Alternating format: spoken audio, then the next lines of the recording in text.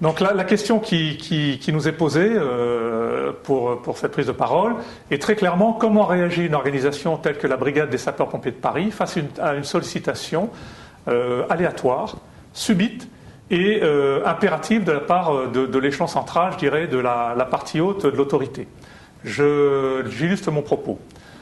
Très clairement, la dernière intervention majeure à laquelle la brigade a été confrontée et sur un théâtre extérieur, c'était un accident d'origine technologique, la centrale de Fukushima au Japon. Donc ça remonte à l'année 2011. À ce moment-là, au niveau de la brigade des sapeurs-pompiers de Paris, lorsqu'on est en mode normal, on a un impératif. L'impératif, c'est d'assurer H24 la couverture de la population de notre zone d'action. 75, 92, 93 et 94. En gros, la petite couronne, Paris et la petite couronne. Très clairement, ça c'est le premier impératif. Et là, dans le cas que je vous cite, une sollicitation de l'échelon supérieur où il faut participer à la constitution d'un détachement pour aller porter assistance à la population japonaise. Deuxième impératif, on doit fournir une colonne composée d'experts et de troupes de manœuvre dans un domaine particulier qui est le risque nucléaire. Bien évidemment, ces deux impératifs vont conditionner la prise de décision de la personne qui est à la tête de la brigade et qui va bien évidemment plier un petit peu l'organisation de la brigade. Pour cela, on regarde un petit peu sur soi, on fait un regard introspectif et on dit qu'est-ce que prévoit le plan? Est-ce qu'on a un plan face à ce type de sollicitation? Très clairement, à la brigade, oui. On a un certain nombre de plans pour faire face à plusieurs sollicitations ou plusieurs, je dirais, crises majeures. Dans ce cadre précis, nous avions le premier impératif, conserver la couverture opérationnelle. À partir de là, ça, c'est pas négociable. Donc il faut faire en sorte de pouvoir avoir le même nombre de personnes pour assurer le même type de mission. Et pour cela, dans nos plans, nous avons le plan de rappel. À savoir, on rappelle immédiatement la valeur du détachement dont on aura besoin, qui devrait être projeté à Fukushima. On rappelle la valeur, donc le nombre de personnes à hauteur de cette valeur avec les bonnes expertises. Et ces gens-là, soit seront projetés, soit prendront la place de leurs camarades dans les camions sur le secteur de la brigade. Donc là, le premier impératif, il est verrouillé, il est protégé, c'est-à-dire qu'on fait en sorte de conserver toujours la même capacité opérationnelle sur notre zone d'action.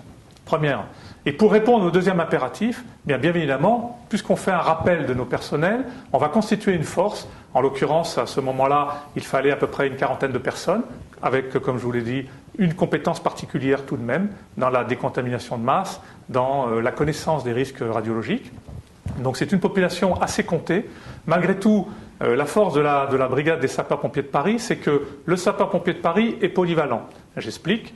Il a une formation à la fois en secours à victimes, il a une formation à la fois en lutte contre l'incendie et également une formation généraliste sur toutes les formes de risques technologiques, dont celui chimique, bactériologique et nucléaire. Donc, globalement, l'ensemble de notre personnel peut satisfaire à l'édification d'une colonne de marche pour de la décontamination de masse ou pour mettre à l'abri la population face à ce type de risque.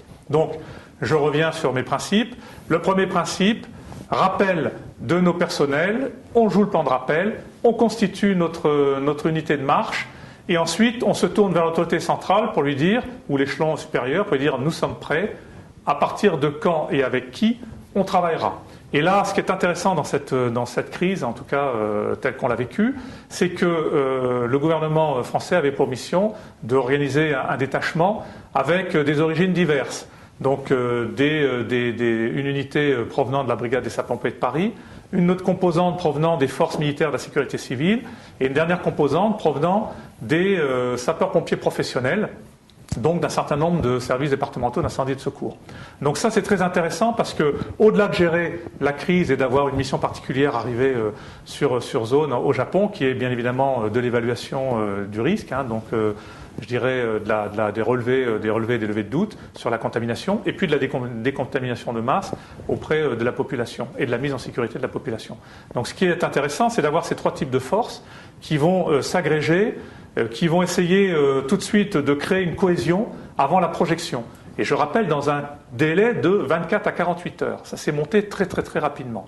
Donc à partir de là, le seul, je dirais, la colonne vertébrale qui rajoutait, enfin en tout cas qui permettait de structurer l'ensemble de ces forces, c'est que toutes ces forces ont une activité commune, c'est la protection des biens et des personnes, que ce soit les forces militaires de sécurité civile, que ce soit les sapeurs-pompiers professionnels ou les sapeurs-pompiers de la brigade des sapeurs-pompiers de Paris.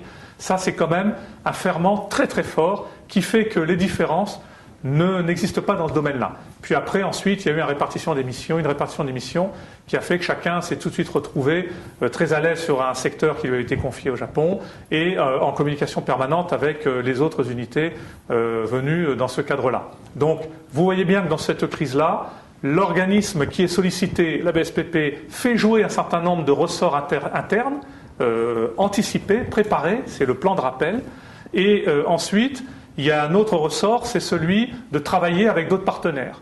Et ça, c'est une dimension très importante parce qu'une crise ne se réduit jamais au jeu d'un seul partenaire ou d'un seul acteur. C'est du multiservice, du multi-agence, de l'interopérabilité entre différentes composantes. Et ça, très clairement, il faut savoir être capable de le jouer. Et pour être capable de le jouer, il faut avoir une organisation qui, à mon sens, a deux dimensions importantes, une dimension structurelle et culturelle. La dimension structurelle, c'est une flexibilité de ses structures, une flexibilité de son organisation. Et la dimension culturelle, c'est faire confiance en ses hommes et femmes. Ça, c'est très important, parce qu'on a quand même une culture où on va plutôt vers l'autre, où on fait preuve d'empathie, où on est plutôt versé dans le travail en équipe. Et donc, à partir de là, dès l'instant où on est avec des gens qui ont à peu près la même formation, qui ont à peu près les mêmes objectifs professionnels, qui ont été regroupés pour répondre à la même demande et à la même mission, normalement, tous les ingrédients sont réunis pour que ce détachement soit particulièrement efficace. Voilà. Donc, face à ce type de sollicitation de demande, très clairement, les principes, c'est que vous avez des impératifs qu'il faut à tout prix remplir, c'est les impératifs de maintien de la couverture opérationnelle sur sa zone d'action et répondre à la sollicitation de l'échelon supérieur qui, s'il vous a sollicité, il a besoin de vous. Donc là, il est hors de question d'expliquer que ce jour-là, on n'est pas au rendez-vous. Et ensuite, pour être au rendez-vous, on fait jouer un certain nombre de principes ou de ressorts qui sont propres à l'organisation, comme je l'ai dit, le rappel de son personnel sur des compétences et des aptitudes particulières, mais avec quand même un aspect très positif, propre, je pense, à ce type d'organisation, la polyvalence de son personnel, donc c'est-à-dire qu'on a au moins une connaissance de chacun des domaines dans lesquels on sera employé, et puis ensuite, après, cette capacité à pouvoir être agrégé à d'autres unités, à d'autres forces, parce que c'est, je dirais, en se regroupant qu'on pourra répondre en de bonnes conditions, parce qu'on ne peut pas complètement apporter atteinte à une organisation au détriment d'une autre. Il faut bien évidemment prendre un petit peu dans chaque pot pour pouvoir constituer cette force, ce qui a été fait en l'occurrence. Et donc à partir de là, il faut que chacune de ces organisations soit relativement flexible et adaptable, ce qui a été le cas pour la sollicitation Fukushima.